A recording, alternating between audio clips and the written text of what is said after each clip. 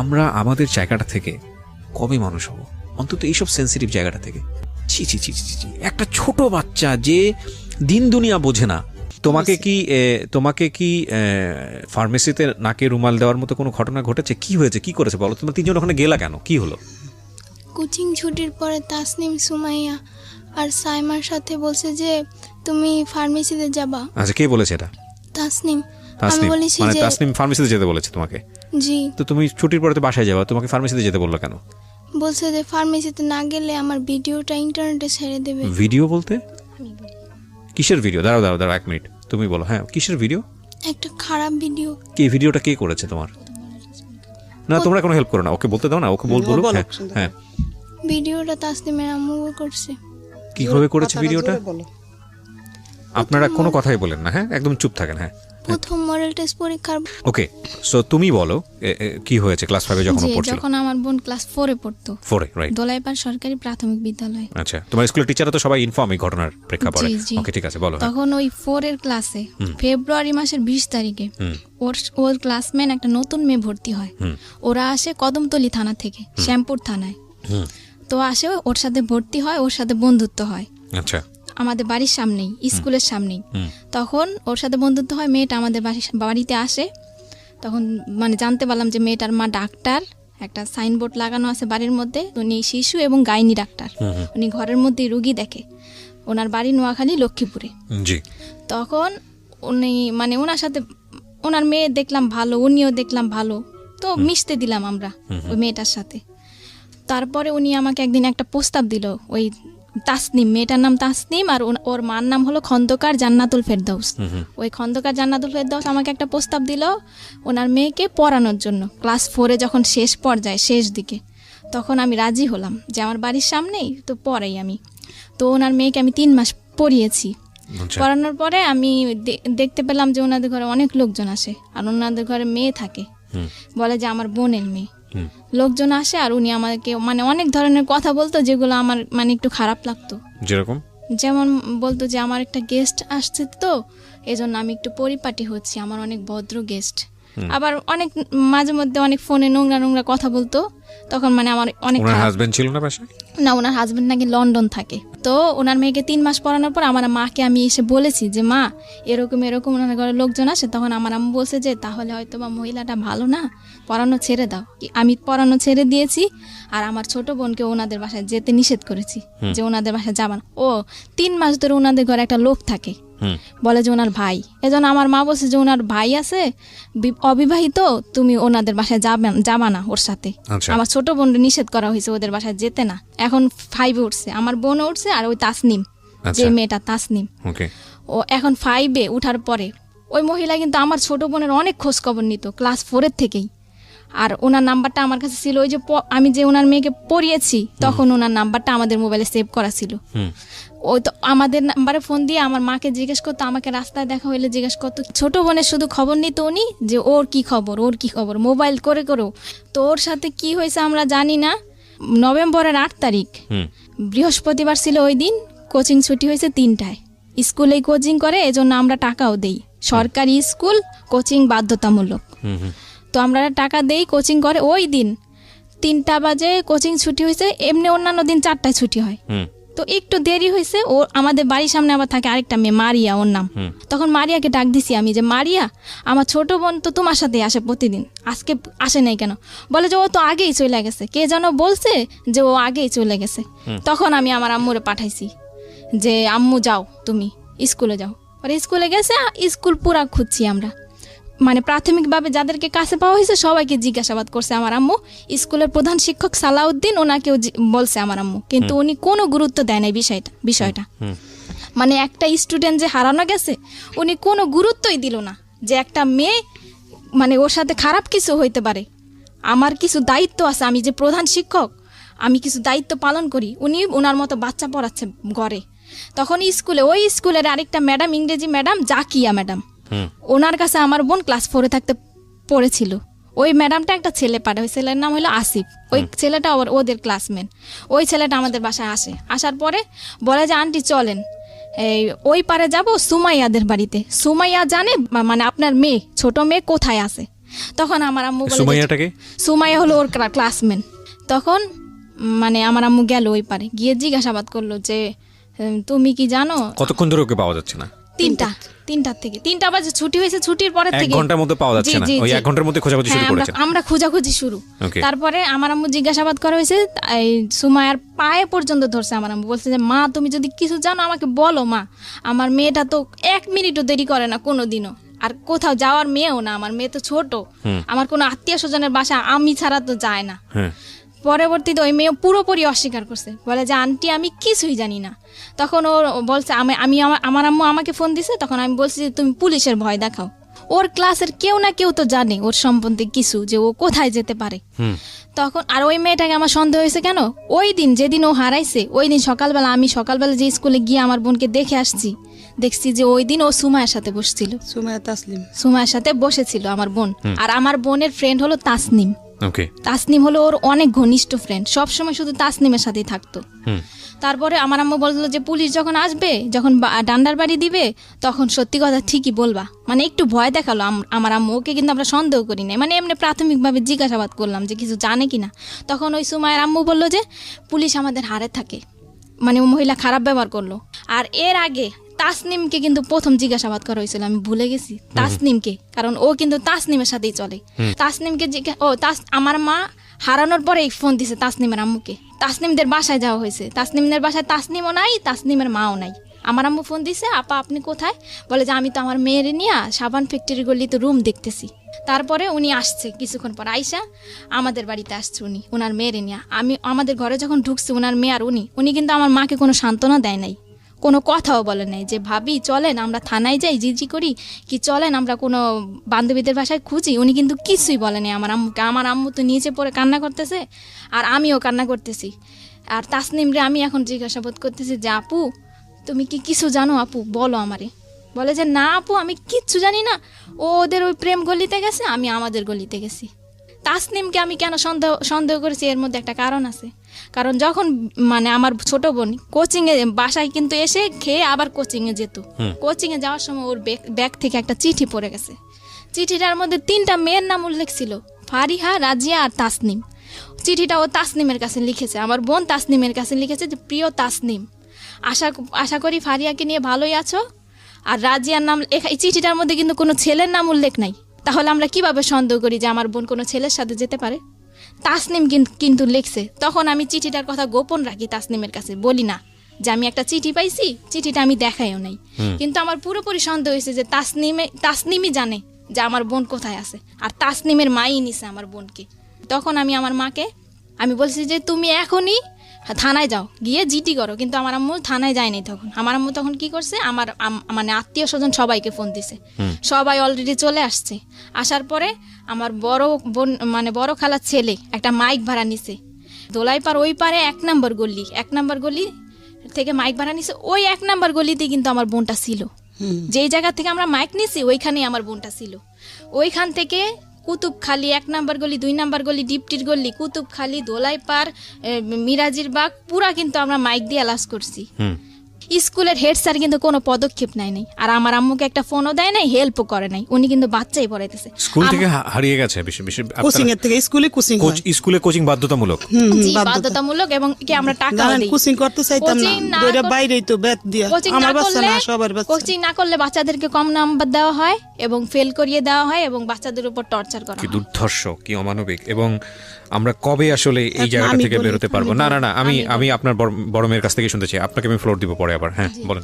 তারপরে আমার আম্মু গেল হেড স্যারের বাড়িতে। আবার হেড স্যারের বাড়িতে যাওয়ার পরে আমার আম্মু হেড স্যারের সাথে কথা বলতে চাইলো। হেড স্যারের দেখে যে বাচ্চা পড়াচ্ছে। তখন ওই মরিয়ম নামে একটা মেয়ে, ওই মেয়েটাকে আমার মা নিতে চাইলো যে মরিয়ম তুমি আমার সাথে আসো, তুমি তো চিনো তোমাদের ক্লাসের কারো না কারো বাড়ি, আমি যাব তোমাকে নিয়ে। স্যার কিন্তু ওই মেয়েটাকে দিতে রাজি হয় নাই, যে না ও যেতে পারবে না, ও পড়ছে। তখন তাসনিমের মা উনি হেড স্যারের সাথে দরজা লাগায় কি যেন বলতেছে। আমার আম্মু কিন্তু দরজা ফাঁক দিয়ে দেখছে, কিন্তু তখনও কিন্তু আমরা জানি না যে স্কুলের প্রধান শিক্ষকও জড়িত, উনিও জানে। এমনকি ওই মহিলার কাছেই তো আমার বোনটা, কিন্তু আমরা তো আর জানি না যে ওনার কাছেই আছে। তখন আমার আম্মু এসে বলল যে এরকম এরকম হেড স্যার আর তাসনিমের মা কথা বললো, আমাকে কোনো গুরুত্ব দিল না, আর আমি একটা বাচ্চা নিতে চাইলাম আমাকে তাও দেওয়া হলো না। হেড স্যার বলে যে দেখেন কোনো বান্ধবীর বাড়িতে গেছে কিনা, এটা বলছে হেড স্যার, আর কোনো গুরুত্ব দেয় না যে চলেন আমি যাই আপনাকে নিয়ে থানায়, কি আমি প্রত্যেকটা গার্জিয়ানের নাম্বারে ফোন দেই, কি আপনাকে একটা বাচ্চা দেই, আপনি যান খোঁজ করেন, কি প্রত্যেকটা গার্জিয়ান আমি ডাকাই, বাচ্চাগুলোকে আমি ডাকাই, কোনো পদক্ষেপ নেয় নাই উনি। তখন আমার আম্মু মাইক দিয়ে অ্যালাউন্স করার পর থানায় গেল, সাধারণ জিডি করলো একটা রাত্রে, তখন 10টা বাজে। সাধারণ জিডি কোন করার থানায় পর হয়েছে এটা? শ্যামপুর থানা। শ্যামপুর শ্যামপুর থানায় একটা সাধারণ জিডি করা হলো, কারো সন্দেহ করে না, মানে একটা সাধারণ হারানো একটা সাধারণ জিডি। যে আমাদের যে জিডির যে মামলার আজম, এসআই আজম, ওনাকে আমার আম্মু নিয়ে আসলো গাড়ি নিয়ে, আমার মেজো খালা আমার মা গাড়িতে নিয়ে আসলো। আমার আম্মু সন্দেহ করলো, আমি বললাম যে আমি ওই মহিলাকে সন্দেহ করছি, যে ওই মহিলার মেয়ের সাথেই চলে, ওই মহিলাই জানে, ওই মহিলার মেয়েই জানে, যদি ওনারাও না নেয় তাহলে ওনারা জানে যে ও কোথায় আছে, কোথায় গেছে। তখন ওই মহিলাকে সন্দেহ করে আমি আমার মাকে পাঠালাম, রাত্রে 2টা বাজে গাড়ি নামায় নিয়ে আসছে, মহিলার বাসায় গেছে পুলিশ নিয়ে। তারপরে ওনার মেয়েকে মানে আমরা পুলিশ নিয়ে চাপ দিলাম, আর ওই খন্দকার জান্নাতুল ফেরদাউসকে চাপ দিলাম আমরা। তখন ওই মহিলা কিন্তু স্বীকার করেনি, আর মহিলার মেয়েও স্বীকার করেনি। তখন ওনার মেয়েকে আমরা মানে সন্দেহ করলাম ওনার বোনকে, ওনার বোন আবার থাকে পান্থপথ, ওই দোলাই পারেই পান্থপথ একটা মানে একটা স্থানের নাম, ওই স্থানে থাকে আর কি। তো ওইখানে ওনার মেয়েকে মানে আমরা চাইলাম যে তোমার খালার বাসায় হয়তো বা থাকতে পারে।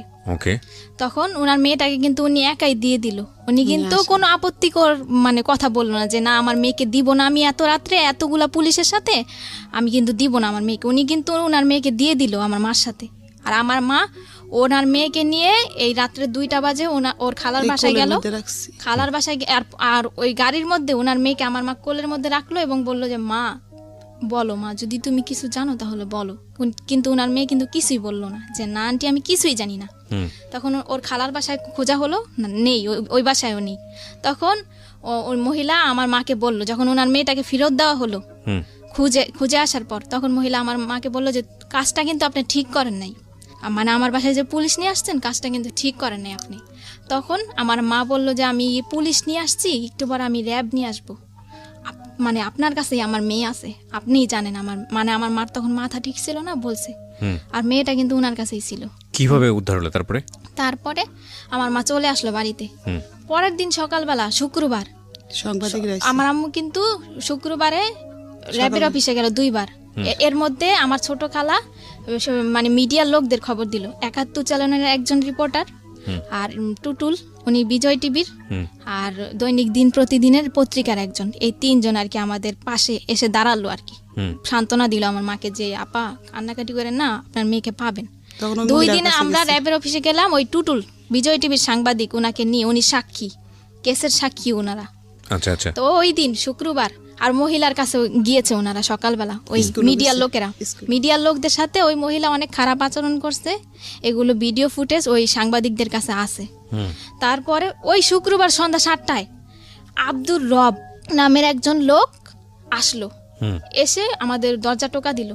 সন্ধ্যা তখন 7টা। তখন বললো এই রুমে কি কাপড় বিক্রি করে সেই মহিলা থাকে? তখন আমার আম্মু বললো যে হ্যাঁ আমি বিক্রি করি, আমি থাকি। আব্দুর রবটা কে জানো? আব্দুর রব, যে বাসায় ওরা রাখছে, যে বাসায় ছিল 30 ঘন্টা, ওই আব্দুর রব। বলে আমার আম্মু বলে কি, ওই লোকটা বলতেছে যে আপনার মেয়ে আমার বাসায় আছে, আমার কাছে আছে। তো আমার আম্মু বলে যে আপনার বাসায় আছে, আপনার বাসা কোথায়? বলে যে আমি তো মেম্বরের বাড়িতে থাকি। তা আমার আম্মু বললো মেম্বরের বাড়িতে এই যে আপনি কাছে থেকে আমার মেয়েটা দিলেন না, আপনি কি? বলে যে না আমি তো 7 তলায় থাকি। বলে যে কোন 7 তলায়? বলে যে না আমি তো 1 নম্বর গলিতে থাকি। লোকটা কয় ধরনের কথা বলা শুরু করছে, আর বলে যে আপনার মেয়েটা আমার মেয়ের সাথে চলে গেছে, আপনি নাকি অনেকে মানে মারধর করেন মেয়েকে, আমার কাছে আশ্রয় চেয়েছে, আমি আশ্রয় দিয়েছি। ওনার স্ত্রীকে ফোন দিল, কোথায় তুমি? আসলো আমার বোনটাকে নিয়ে আসলো। আমার বোনটা কে 2টা পুরুষ লোক ধরে ধরে নিয়ে আসছে, আমাদের দোতলার ভাড়াটিয়ারা সবাই সাক্ষী। তখন সবাই মানে ওই লোকটা যে এসে বললো, সবাই কিন্তু দরজা খুলে ফেললো, সব কথাই। আমার বোনটা কাঁপতেছে, প্রচন্ড কাঁপতেছে, মানে যাকে দেখে তাকেই ভয় পায়, আর শরীরে অনেক জ্বর ছিল আমার বোনের। তখন লোকটা কিন্তু ঘরের ভিতরে ঢুকতে চাইলো না। আমার আম্মু অনেক কষ্টে আর আমি অনেক কষ্টে বললাম যে আঙ্কেল আপনাকে কিভাবে ধন্যবাদ জানাবো, আপনি একটু বসেন, কিছু খান আপনি। লোকটা কিন্তু ঢুকতে, এই মহিলা তোর বাচ্চাটা ফেরত দেওয়া কি আমার অপরাধ হইলো, মানে উনি কি আবল তাবল কথা বলতেছে। তখন ওনাকে বসালাম, আমার আম্মু বলে যে আমার গার্জিয়ান আসবে, আমার গার্জিয়ানের বুঝিয়ে দিবেন আমার মেয়েকে। তখন আমরা মিডিয়ার লোকদেরকে খবর দিলাম, ওই যে মামারা আমাদেরকে সান্ত্বনা দিয়েছিল, আমাদের পাশে দাঁড়িয়েছে, আর আমার খালা, আমার আত্মীয় স্বজন সবাই আসলো। ওই আয়োর যে মামলার যে আয়ো আজম এসআই, ওনাকেও খবর দেওয়া হলো, আমার আম্মু খবর দিল। স্কুলের প্রধান শিক্ষককেও আমার আম্মু খবর দিল, কিন্তু ওই খন্দকার জান্নাতুল ফেরদৌসকে কিন্তু আমার আম্মু খবর দেয়নি। আর উনি কিন্তু এই একদিনের মধ্যে আমার আম্মুকে কোনো ফোনও দেয়নি, কোনো খোঁজ খবরও নেয়নি, এমনকি কোনো সাহায্য করে নাই। ওই খন্দকার জান্নাতুল ফেরদৌস আমার বোন ঘরে ঢুকার 5 মিনিটের মধ্যে উনি এসছে 3টা মেয়ে নিয়ে। উনি কিভাবে জানলো যে আমার বোনটা ঘরে আসছে?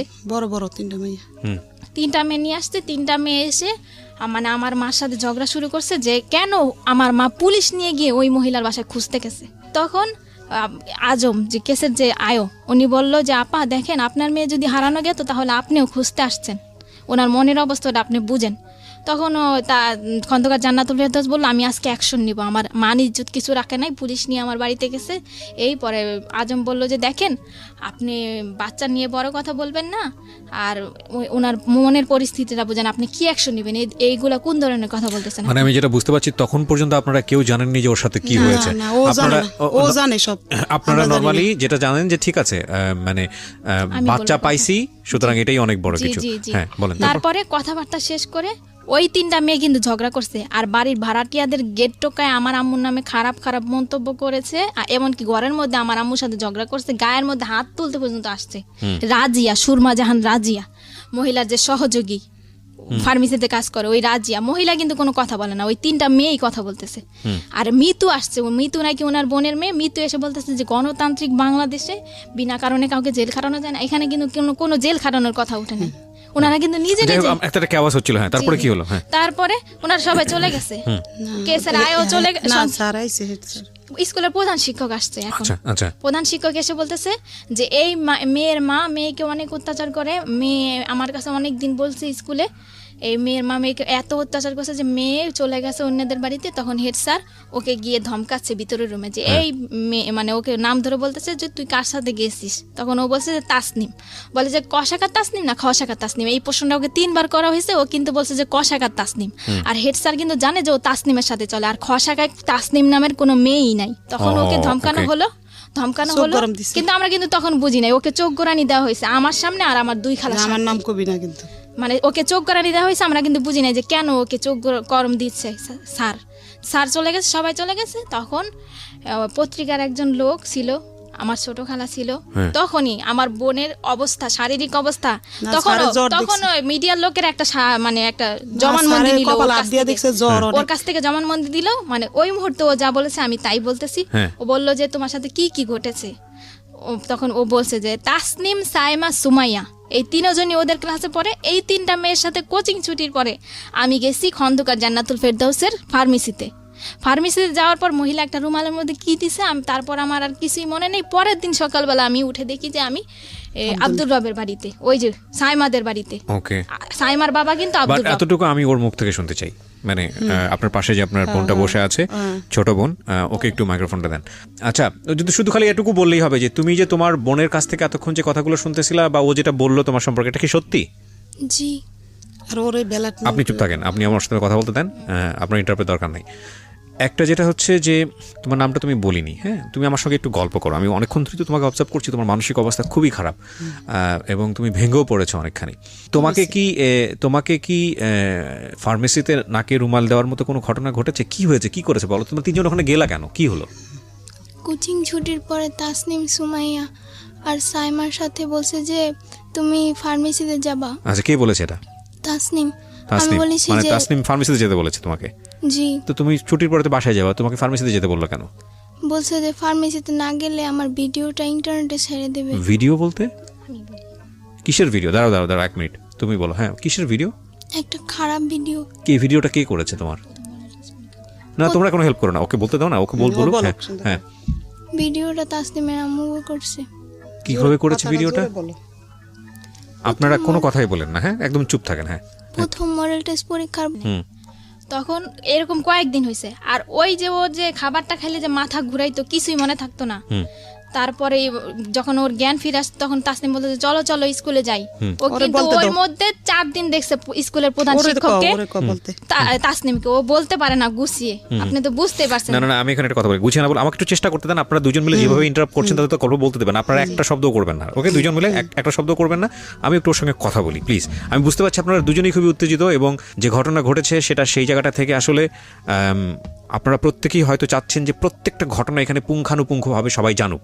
আপনারা চাচ্ছেন এটা, আমি দুজনেই চাচ্ছেন। তো তাহলে বিষয়টা আমার উপরে ছেড়ে দেন। হ্যাঁ যান, আপনি আমার উপরে ছেড়ে দেন, আমি ওকে ওর সাথে কথা বলে যতটুকু পারি আমি ওর সাথে একটু জানার চেষ্টা করি। মাইক্রোফোনটার সামনে দেন।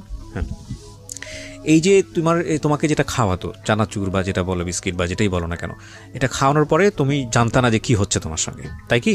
জি। আচ্ছা, এই ভিডিওটা তোমাকে দেখিয়েছিল কবে? মানে 15 দিন আগে হারানোর 15 দিন আগে। 15 দিন আগে দেখে কি বলেছিল?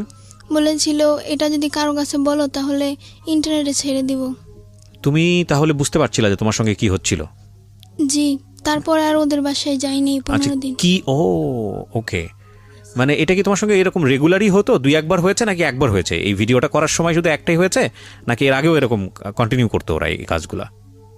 সেটা আমি জানি না আমার সাথে কি হতো, কিন্তু ভিডিওটা দেখার পরে বুঝতে পারছি আমি কিছু একটা হতো তোমার সঙ্গে।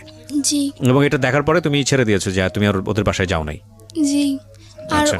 ওই বাসায় আমি হেড স্যারকে 4 দিন দেখছি, আমাদের স্কুলের প্রধান শিক্ষককে। 2 না, দিন আপনারা কেন কথা বলতেছেন? আপনারা কথা বলতে তাহলে তার বড় দরকার নেই এখানে। আপনি তোর সঙ্গে কথা বলতেছি না, আপনারা কেন? আপনারা কি উত্তেজিত অনেক বেশি? আমাকে একটু ফ্লোর দেন না, আমি কথা বলি প্লিজ। কেউই কোনো কথা বলবেন না, আমার যেটা জানার দরকার সেটা আমি ওর কাছ থেকে বের করে নিব, ঠিক আছে? ওকে, হ্যাঁ বলো, তুমি বলো, তুমি তোমার মতো করে বলো না, যা হয়েছে হয়েছে বলো। হ্যাঁ, কি হয়েছে বলো। হেড স্যারকে আমি 4 দিন দেখছি। 2 দিন দেখছি ওনাদের বাসায় হাসাহাসি করতেছে তাসনিমের আম্মুর সাথে, আর 2 দিন দেখছি গোসল করতে। হেড স্যারকে গোসল করতে দেখেছো ওই বাসাতে? জি। আচ্ছা, তো তুমি যখন এই ধরনের একটা ঘটনা তুমি ওই বাসার মধ্যে, তুমি তো বুঝতে পারছিলে যে কিছু একটা হচ্ছে যেটা হওয়া উচিত না, তাই না? কিছু কি বুঝতে পারতেছিলা যে কিছু একটা হচ্ছে? হেড স্যারকে তো এই বাসায় দেখার কথা না, তুমি কি বুঝতে পারতেছিলা বিষয়টা? নাকি মনে হচ্ছিল যে ঠিক আছে দেখছি, ঠিক আছে? তোমার মনে হয়নি যে এই বিষয়গুলো গিয়ে বাবা মার সঙ্গে কথা বলি, মাকে জানাই বা আমার বড় বোনকে জানাই, এটা মনে হয় নাই? কি মনে হয়েছে যে জানালে কোনো সমস্যা হতে পারে, বা ওদেরকে জানালে বকাঝকা করতে পারে, মার দিতে পারে, এরকম কিছু কি? না, তাহলে জানাওনি কেন? আমি মানে আর কি আমার অনেক চাপ ছিল। কি ধরনের চাপ বলো তো? তোমার মা যদি তোমাকে বকাঝকা করে এটা বলতে কোনো সমস্যা নাই, পৃথিবীর সব মাই তার বাচ্চাদেরকে শাসন করে, টেনশন করার কোনো কারণ নাই, ঠিক আছে? তুমি আমাকে দিল খুলে বলো, হ্যাঁ মন খুলে বলো, কি হয়েছে তোমার সঙ্গে, কিসের চাপ ছিল? আমি সকালে 9টার দিকে স্কুলে যেতাম, স্কুলে ক্লাস করে 2টা বাজে ছুটি দিত। জি। ছুটি দেওয়ার পর বাসে যেতাম খাবার খেয়ে, তারপরে 3টা বাজে আসতাম, 4টা বাজে ছুটি দিত কোচিংয়ে। আচ্ছা, তারপর আবার হেড স্যার একজন শিক্ষক টিচার খুঁজে দিছে, হ্যাঁ, তার কাছে পড়তাম 7টা থেকে 8টা পর্যন্ত 1 ঘন্টা। আচ্ছা তারপর আবার বাসায় পড়তাম, কোনো বলার সুযোগ ছিল না। আচ্ছা। আর এছাড়া আমি আমার মাকে বলছিলাম যে আমার পেটে নিচে প্রচুর ব্যথা করে, আমার আম্মু বলে যে গ্যাস্ট্রিকের ব্যথা, এই কারণে। তার মানে তোমার সঙ্গে যখন এই ঘটনাগুলো ঘটতেছিল, যখন তুমি বুঝো না বিষয়টা, তখন তুমি বাসায় বলেছো যে তোমার এটা ব্যথা করে, কিন্তু তোমার মা এই জিনিসটাকে বেশি আমলে নেয়নি, তাই কি? জি। আচ্ছা, তারপর কি হলো? ঠিক আছে, গ্যাস্ট্রিকের ব্যথা, কোনো ট্যাবলেট দিয়েছিল? হ্যাঁ, গ্যাস্ট্রিকের ট্যাবলেট দিয়েছিল, বলেছিল এটা খেলে হয়তো তোমার ব্যথা সেরে যাবে। আচ্ছা, তারপরেও ব্যথা সারেনি, প্রচুর ব্যথা করতো। তুমি কি কখনো এরকম কোনো কিছু দেখেছো? মানে আমি তোমাকে এই জিনিসটা জিজ্ঞেস করছি যেটা আমার জায়গা থেকে 100% ক্লিয়ার হওয়ার জন্য, কারণ আমি জানি এরপরে তোমাকে পুলিশে জেরাতে নেওয়া হয়েছে, সেখানেও অভিজ্ঞতা ভালো না তোমাদের, আমি গল্পটা জানি, যে কারণে আমি একটু আমার জায়গা থেকে একটু বিষয়টা ক্লিয়ার করতে চাই। তুমি কি কখনো এমন কোনো বিষয় দেখেছো তোমার শারীরিকভাবে যেটা তোমার কাছে খুব অস্বাভাবিক মনে হয়েছে, ভয়ঙ্কর মনে হয়েছে? এরকম কোনো বিষয় কি তুমি দেখেছো কখনো, নিজে থেকে অবজার্ভ করেছো কখনো? না। এরকম কোনো কিছু অবজার্ভ করনি। এখানে একটা নোটিস করার মতো বিষয় আছে প্রিয় শ্রোতা, সেটা হলো যে যাকে ওনারা অ্যাকিউজ করছেন, আমি কিন্তু আবারও বলেছি, অনুষ্ঠানের শুরুতেই বলেছি, এটা এখন পর্যন্ত প্রমাণিত না, যাকে ওনারা অ্যাকিউজ করেছেন তিনি একজন ডক্টর ছিলেন, তথাকথিত ডক্টর, যেটাই বলি না কেন, কোনো পত্রিকার রিপোর্ট এসছে উনি একজন ভুয়া ডাক্তার, তো ইনি একজন ফার্মাসিস্ট ছিলেন, যাই থাকুক না কেন। সুতরাং এই ধরনের বিষয়গুলো সম্পর্কে ওনার মোটামুটি একটা ভালো দখল ছিল। তো তোমাকে ভিডিও দেখানোর ভয় দেখাচ্ছে 15 দিন আগে, এই ভয়টা ওরা কেন দেখিয়েছে সেটা আমি জানি না। না, কিন্তু তোমাকে ভয় দেখালে তো কোনো একটা কারণে দেখাতে হবে। আজ তুমি ওদের বাধ্য ছিল না বা কিছু? তোমার বড় বোনের বোধহয় বলতে চাচ্ছে, কিসের কারণে ভয়? মানে ভিডিওটা কেন দেখাইছে, যে ওই তাসনিমকে প্রশ্ন করছে যে তোমাদের বাড়ি খাবার খেলে আমার কেন এমন লাগে, হ্যাঁ, তখন কিন্তু ও বলছে যে তোমাদের বাসা আমি আর যাব না। আচ্ছা, এই না বলছে যে যাবে না, এজন্য ওকে ফার্মেসিতে ডেকে নিয়ে ভিডিওটা দেখাইছে আর বলছে যে তুমি আমাদের কথা শুনতে বাধ্য। ও তার মানে বিষয়টা হচ্ছে এরকম যে ও যদি বাসায় না যায় তাহলে আলটিমেটলি এই ভিডিওটা পাবলিশ করে দেবে বা এরকম কিছু একটা করেছে। আর যদি তোমার পরিবারের কারো কাছে বলো তাহলে তোমাকে টুকরা টুকরা করে পাচার করবে, এটা ওর কাছ থেকে জেনেছি আমরা ওকে পাওয়ার পরে। আচ্ছা, এর আগে কিন্তু ও আমাদের বলে নাই। তার মানে এই জিনিসটা খুব প্ল্যান ছিল আপনাদের কথা অনুযায়ী এবং এটা অনেক দিন ধরে ওর সঙ্গে হয়েছে। জি। সো নোটিশ করেছে আপনাদের বাসাতে যে আমার তলপেটে ব্যথা করছে, যেটা খুব জি, আমি স্বাভাবিকভাবে আমরা বলতাম যে তুমি হাত ধোও না আর তুমি পানি খাও না, এজন্য তোমার পেটে ব্যথা কম করে। খাইতো। আর প্রচন্ড পেটে ব্যথায় কান্না করতো। আজকে খেয়াল রাখেন এই সেন্টেন্সগুলা, এই বিষয়গুলা। প্রিয় শ্রোতা, আমি বারবার আপনাদেরকে বলছি যে আমি বহুবার রেডিওতে বহুবার এই জিনিসগুলো খুব ডেডলি, খুব সাহসের সঙ্গে উপস্থাপন করেছি। আমি জানি না বাংলাদেশে কোনো গণমাধ্যমে এতটা মানে ডেডলি কোনো সোশ্যাল ইস্যু, কোনো ফ্যামিলি ইস্যু কখনো আসে কিনা। আমি সেজন্য সমালোচিত হয়েছি বিভিন্ন জায়গাতে, সোশ্যাল মিডিয়াতে অনেক উল্টাপাল্টা কথাও বলা হয় আমাকে নিয়ে। আমি বাট সেটার জন্য আমার কোনো কনসার্ন নেই। বাট আমি আপনাদেরকে বলি যে শিশু যৌন নির্যাতন বা সেক্সুয়াল অ্যাবিউজ, এটার যে মানে রেট কতটা ভয়াবহ সারা দুনিয়াতে, বাংলাদেশে তো অবশ্যই।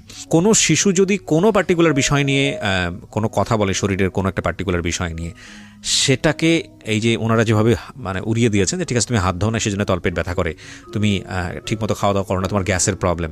কিন্তু এই সামান্য ঘটনা, যেটাকে সামান্য মনে করছে, সেটা যে কত অসামান্য এবং কত ভয়ানক রকমের সমস্যা হতে পারে এই সামান্য ব্যথার পেছনে, এটা যদি পরিবার আগে থেকে খেয়াল করতো তাহলে হয়তো এই মেয়েটার জীবনে এরকম দিন হয়তো বা আসতো না। আমি একটু সামনের দিকে আরেকটু আগাতে চাই। তো তুমি বলো, ওকে দেন, ফার্মেসিতে নিয়ে যাওয়ার পরে তোমার কি মনে আছে যতক্ষণ পর্যন্ত তোমার সেন্স ছিল কি করা হয়েছে তোমার সঙ্গে একটু বলো তো? ওই রুমাল ধরা পর্যন্ত কি কথাবার্তা হচ্ছিল তোমার সঙ্গে? একটা হলো তোমাকে ভিডিও দেখালো, ভয় টয় দেখায় তোমাকে ফার্মেসিতে নিল, তো ফার্মেসিতে যাওয়ার পরে তোমার সাথে কি কথাবার্তা হচ্ছিল যতটুকু তোমার মনে আছে সেন্স হারানোর আগ পর্যন্ত? ওকে দেন। আমরা 3 বান্ধবী মিলে ফাইজলামি করতেছিলাম। আন্টি কি যেন একটা করতেছিল, রাজিয়া জাহান সুরমা যে ওদের ফার্মেসিতে কাজ করে মেয়েটা, ওই মেয়েটার সাথে উনি কথা বলতেছিল। 3-4 মিনিট পরে দেখি উনি একটা রুমালের মধ্যে কি যেন দিতেছে। তো আমি জিজ্ঞেস করছি আন্টি কি করেন, তা বলে কি চুপ করো একটুখানি বসো। তারপর আমার নাকের ভিতর ধরার পরে আমার আর কিছু মনে নেই। তোমার এই নাকের ভেতর ধরার পরে যখন তোমার সেন্স ফিরছে, ফার্স্ট মেমোরিটা কি? প্রথম তোমার কি মনে আছে? কি দেখছো তুমি ঘুম থেকে ফেরার পরে? কি মনে আছে? কিছু মনে আছে? হ্যাঁ, কি সেটা? আমি ওখানে আমি যখন নাকি ঘুম থেকে উঠি তখন দেখি সাইমাদের বাসায়। সাইমাটাকে তোমার বান্ধবী? জি। আচ্ছা, হ্যাঁ, সাইমাদের বাসায়। হ্যাঁ, ওখানে ওর বাবাকে দেখছি, ওর আর একটা লোককে দেখছি, আর একটা মেয়েকে দেখছি, হ্যাঁ, আর ওর মাকে দেখছি। হ্যাঁ। তো আমি সাইমাকে জিজ্ঞেস করছি যে আমি এখানে কেন, আমি তো ফার্মেসিতে থাকার কথা। রাইট। তো বলে যে চুপ করে থাকো, পরেরটা পরে বোঝা যাবে। অনেকবার জিজ্ঞেস করছি, আমাকে ধমক মাইরা চুপ করা দিছে। এই সাইমাটা কি তোমার বয়সী ছিল? জি। ও কোন ক্লাসে পড়তো? 5। একই ক্লাসমেট তোমার? জি। আমি অবাক হচ্ছি প্রিয় শ্রোতা, নাথিং টু সে। আমি ফ্লোর দিব, তবে তার আগে আমাকে একটা বিরতি নিতে হবে। আপনারা সবই ফেসবুকে দেখতে পাচ্ছেন, আমরা স্টুডিও থেকে আছি ফেসবুক লাইভে। বাট আমি বারবার আপনাদেরকে বলছি, এটা একটা অমীমাংসিত সত্য। আমরা সত্য মিথ্যা আপনাদের উপরেই ছেড়ে দিয়েছি। এটা এই মামলাটি কোর্টে জাজমেন্ট অবস্থায় রয়েছে। ওনারা যে বক্তব্য দিচ্ছেন সেটা আমরা জাস্টিফাই করব না, সেটা জাস্টিফাই করার দায়িত্ব হচ্ছে কোর্টের। কতটুকু সত্য বলছেন, কতটুকু মিথ্যা বলছেন, সেটা পুলিশ ইনভেস্টিগেট করবে এবং কোর্ট সেখান থেকে রায় দেবে। শেষ পর্যন্ত কোর্ট যে রায় দেয় সেটার প্রতি আমাদের আস্থা আছে। কিন্তু আমরা এটাকে উপস্থাপন করতে চাই আমাদের সামাজিক যে লেসন বা আমাদের এইরকম ঘটনা থেকে আমাদের নিজেদের যে একটু সতর্ক হওয়া, সেই জায়গাটি থেকে আমরা অবশ্যই আস্থা রাখতে চাই মহামান্য বিচারকের উপর, আমরা আস্থা রাখতে চাই মহামান্য কোর্টের উপর। আমরা এটাকে একটা এভিডেন্ট হিসেবে উপস্থাপন করছি না, আমরা কাউকে এখানে অ্যাকিউজ করছি না। ওরা যা বলছে সেটা যে 100% সত্য সেটাও আমরা দাবি করছি না। সেই দাবিটা সে নিরূপণ করার দায়িত্ব হচ্ছে কোর্টের, যেটা আমি অনুষ্ঠানের শুরুতে এই ডিসক্লেমার হিসেবে আপনাদেরকে বলেছি। তবুও আজকে ওরা যা বলছে সেটা বিশ্বাস অবিশ্বাসের জায়গায় আপনি ব্যক্তিগতভাবে রাখতে পারেন, রেখে আপনার জোর সাথে কি হয়েছে ওকে না ঢাকা মেডিকেলে কেন নেবেন আপনারা? তো তখন পর্যন্ত ধরেন যেটা জানলেন জ্বর, ওকে পাইছেন, তাতেই আপনারা খুশি। আশেপাশে কিন্তু ওকে ওইরকম কোনো ডাক্তারখানা নাই, শুধু ফার্মেসি। আমরা কি ওকে কাঁপতেছিল? জি, ওকে ও কাঁপতেছিল। ওর কোনো শারীরিক ওটা ভাবেন নাই, ভাবছেন যে ওকে ট্রিটমেন্ট করা দরকার? জি। আচ্ছা, প্রচন্ড জ্বর ছিল ওর। আচ্ছা, এমনকি হেডমাস্টার নিজে ওর মাথায় হাত দিয়ে দেখেছে যে ওর জ্বর ছিল। আচ্ছা। তখন ওকে আমরা ঢাকা মেডিকেল নর্মালে নিলাম আর কি। তখন ওকে আমার আম্মু বললো যে হারানো গেছে, 30 ঘন্টা পরে পেয়েছি মেয়েটাকে, জ্বর, আমরা দেখাবো। তখন কিন্তু ওকে মানে পুলিশ মহিলা দেওয়া হলো 2 জন, ওকে কিন্তু চেক আপ করা হলো। আচ্ছা, ওই মেডিকেল থেকে দেওয়া হলো? জি, চেক আপ করা হলো। চেক আপ করার পরে ওকে ওসিসিতে দেওয়া হলো, আমরা কিন্তু ওসিসি চিনি না, আচ্ছা ওকে ওসিসিতে দেওয়া হলো। ওসিসিতে ভর্তি করার পরে আর ওই মহিলা চেক আপ করার পরে বলছে যে আপনার মেয়ে তো মানে হয়েছে, ওর সাথে খারাপ কিছু হয়েছে। একের অভিজ্ঞ এটা কে বলেছে? পুলিশ বলেছে নাকি? মানে চেক আপ করার পরে আমরা কিন্তু বলছি যে হারানো গেছে মেয়েটা, জ্বর আমরা দেখাবো। ও মানে মেডিকেল বলি থেকেই বললো যে আমার হ্যাঁ বলেন হ্যাঁ। আমি রুমের ভিতরে মানে ডাক্তার নাই, ওদিন শুক্রবার বন্ধ, ডেলিভারি রুগী অগল ঢুকছে সমানে তো ডাক্তার নাই। তারপর একজন ডাক্তার আসছে ডেলিভারি রুগী থেকে ওরে দেখবো, সে নর্মালে দেখবো। দেখার পর আমি বলছি হারাই গেছে, এই কথা বলছি। হারাই গেলের কথা বললে ওই জায়গা করে পরীক্ষা নিরীক্ষা করে যে হারাইয়া গেছে মানে কোনো সমস্যা হয়েছে কিনা। তখন মহিলা পুলিশ দিচ্ছে একজন আর পুরুষ পুলিশ দুইজন, এই তিনজন আমাদের সাথে এই 11টার থেকে 3টা পর্যন্ত দাঁড়াইছিল। দাঁড়াই থাকার পরে চেক করছে ওরে, আমার বোনও ছিল লগে, আমার ওই সাংবাদিক উনিও ছিল একজন পেপারের। ওইরা উনি বলে যে এই বাচ্চার সাথে তো খারাপ কিছু হয়েছে, একের অভিজ্ঞবার। তখন আমি মনোওয়ালের লগে জানেন নিজে পইরা গেছি আমার বাচ্চার সাথে কি হয়েছে। তখন আমার সকাল ওসিজিতে ঢুকাই দিয়েছে রাইতে 3টা বাজে। আমি রাইতে ছিলাম, সকালে বাসায় গেছি, আবার আমার আর থাকতে দিছে না ওইখানে, ওইখানে মা থাকতে পারে না। জি আমি বলতে চাই, আর ওকে যখন পাওয়া গেল ওই কিন্তু এই ভিডিওর কথাগুলো আমাদের কাছে বলে নাই, আচ্ছা শুধু ওই ফার্মেসির কথাই বলছে। তখনও জানেন না, আপনারা? তখনও আমরা জানি না যে ও কিন্তু ও জানে। তারপরে ওকে ঢাকা মেডিকেলে 4 দিন রাখা হলো, এবং কি ঢাকা মেডিকেলের পুলিশরা ছাড়পত্র দিয়ে বললো যে আপনারা কি মামলা করছেন? তখন আমার আম্মু বলে যে না, বলে যে আপনারা মামলা করেন, আসামিদেরকে গ্রেফতার করেন। আমার গা শিউরে উঠতেছে বারবার। জি, তখন আমরা মামলা করতে গেলাম, আমার মার কেস নেয় না থানায়, নিবে না আমার আম্মুর কেস। দারোগারে পাঠাইছে। কি করেছে আপনাকে থানা থেকে বলেন তো? থানায় আমার মামলা নেয় না, হ্যাঁ কয় কি মেডিকেলের রিপোর্ট যাব না আসবো, এবার তো আমরা মামলা করতে পারবো না। আচ্ছা তখন ওই সাংবাদিক করে ফোন দিছি, ওরা গেছে বরং মামলা লইব। অন কি করবো, আইওরে পাঠাইছে মেডিকেল, আইও যায়া মোবাইলে মাইয়ার জবানবন্দি নিয়ে আসছে, তারপর মামলা করছে। মানে আয়ু সহযোগিতা করছে? হ্যাঁ, আইও মেডিকেল পাঠাইছে ওসি। আচ্ছা যায়া মেডিকেল থেকে না, ওনাদের কিছু ফর্মালিটিস আছে সেটা মেইনটেইন করতে হবে। ওইটা কইতে পারে নাই, ভিডিওর গুলা বলতে পারে নাই, পরে অসুস্থ ছিল। আচ্ছা বলছে আমি ওই না সানবারে গেছি, তারপরে দেখি সাইমাকে বাসা, এইটুকু পর্যন্ত বলতে পারছে। হ্যাঁ তারপরে আইও আইনা ওসির কাছে দিছে, ওসি গ্লেস লেখছে, আসামি ধরছি আনছি থানায়। হ্যাঁ ওই সুমায়ার মারে ধরাই নেই। হ্যাঁ সুমায়ার মা যে এই লোক জড়িত আমরা জানি না। তো আপনি আসামি কাকে মনে করেন? আরেকটা আসামি কথা আমি ওই বলতে চাই। ডাক্তারের বেডি, তাসলিমের আম্মু ডাক্তার, হ্যাঁ তার সহকর্মী, ওই যে ভিডিও রেকর্ডিং করছে যে মায়ের, আর যে আব্দুল রবের বাসায় বই আবার ঘটনা হয়েছে ওর সাথে খারাপ কিছু, হ্যাঁ, আব্দুল রবরে ধরাইছি। আচ্ছা, 3 জন আসামিকে আপনি মামলা ধরে নিয়ে এসে পরে মামলা হয়েছে না, নাকি? মামলা করার পরে গাড়ি দিছে, নিয়ে আসছে। মামলার এজাহারটা আমার কাছে আছে, আপনারা নিয়ে এসেছেন, আমি একটু ফটোকপি আছে আমার কাছে। প্রিয় শ্রোতা, আমি খুব কিছু অল্প অংশ আপনাদেরকে একটু শোনাতে চাই। আমার মনে হয় যেটা পত্রিকার রিপোর্টটা কি কবে হয়েছে? মামলা হওয়ার পরে হয়েছে? মামলা হওয়ার পরে হয়েছে। কোড উড়াইছে যেদিন এদিন। আচ্ছা, তাহলে আমি একটা কাজ করি, আমি বরং পত্রিকার রিপোর্টটাই আপনাদের একটু পড়ে শোনাই, তাহলে আপনারা বুঝতে পারবেন যে কি ঘটনা ঘটেছে এবং ঘটতে চলেছে। এটা হচ্ছে একটা স্থানীয় পত্রিকা, আমি যদি ভুল না করে থাকি দৈনিক আলোর জগৎ, আমার আইডিয়া নেই পত্রিকা সম্পর্কে। এটা হচ্ছে 15ই নভেম্বর 2018 এই পত্রিকায় যেটা এসছে, টাইটেলটা ছিল এরকম যে রাজধানীর শ্যামপুরে ধর্ষণ মামলায় ভুয়া ডাক্তার সহ 3 জন গ্রেপ্তার। রাজধানীর শ্যামপুর থানাধীন ধোলাইপাড় সরকারি প্রাথমিক বিদ্যালয়ের 5ম শ্রেণীর এক ছাত্রীকে ধর্ষণের অভিযোগে 3 জনকে আটক করেছে পুলিশ। বাদী সালমা আক্তার 40, যিনি আজকে আমার সঙ্গে স্টুডিওতে আছেন, ইনি জানিয়েছেন গত 8ই নভেম্বর বৃহস্পতিবার আইরিন ব্র্যাকেটে ছদ্মনাম, আপনি আপনার মেয়ের নাম এখানে ব্র্যাকেটে ছদ্মনাম ব্যবহার করেছেন, আমরা নিজেরা নাম উচ্চারণও করিনি আজকে এখানে। স্কুল কোচিং শেষ হয় বিকাল 3টায়, কিন্তু তার মেয়ে বাসায় না ফিরলে সে স্কুলে যায় এবং স্কুল বন্ধ থেকে প্রধান শিক্ষককে ফোন দেন এবং স্কুল সহ পরিচিত লোকজন ও আত্মীয় স্বজনদের কাছে খবর নেন। এক পর্যায়ে এলাকার মাইকিং করলে কোনো খবর না পেয়ে শ্যামপুর থানায় একটি সাধারণ ডায়েরি করেন, তার নম্বর হচ্ছে 341, তারিখ হচ্ছে 8/11/2018। পরদিন শুক্রবার সন্ধ্যা আনুমানিক 7টায় তারা জানতে পারেন তাদের মেয়ে মামলায় অভিযুক্ত আটককৃত আসামি আব্দুর রবের বাসায় আছে। তৎক্ষণাৎ তারা আব্দুর রবের বাসা থেকে অচেতন অবস্থায় তার মেয়ে আইরিনকে উদ্ধার করে তাদের বাসায় নিয়ে আসে। তাদের মেয়েকে পাওয়া গেছে শুনতে পেয়ে স্কুলের প্রধান শিক্ষক, জিডির তদন্ত কর্মকর্তা সাব ইন্সপেক্টর মোহাম্মদ, নামটা এখানে কেন আসেনি, আচ্ছা ঠিক আছে, সাংবাদিকরা উপস্থিত হন, কিন্তু আইরিনের কোনো হুঁশ না থাকায় কি হয়েছিল সেটা জানা যায়নি। এক সময় রাত আনুমানিক 9টায় হুঁশ ফিরলে সে জানায় স্কুল কোচিং শেষে মামলার আটককৃত আসামি খন্দকার জান্নাতুল ফেরদৌসের স্কয়ার হেলথ কেয়ার ফার্মেসিতে গেলে, এই ফার্মাসির নাম কি স্কয়ার হেলথ কেয়ার, আচ্ছা স্কয়ার হেলথ কেয়ার ফার্মাসিতে গেলে তার মুখ অচেতন নাশক ঔষধ মাখায় এবং এরপর তার আর কিছু মনে নেই। পরদিন শুক্রবার কেন সে আব্দুর রবের বাসায় গেল তা সে জানে না। একথা শুনে তার পরিবার রাতে ঢাকা মেডিকেল কলেজ হাসপাতালে ভর্তি করলে মেয়ের শারীরিক অবস্থা খারাপ দেখে ওসিসিতে ভর্তি করা হয়।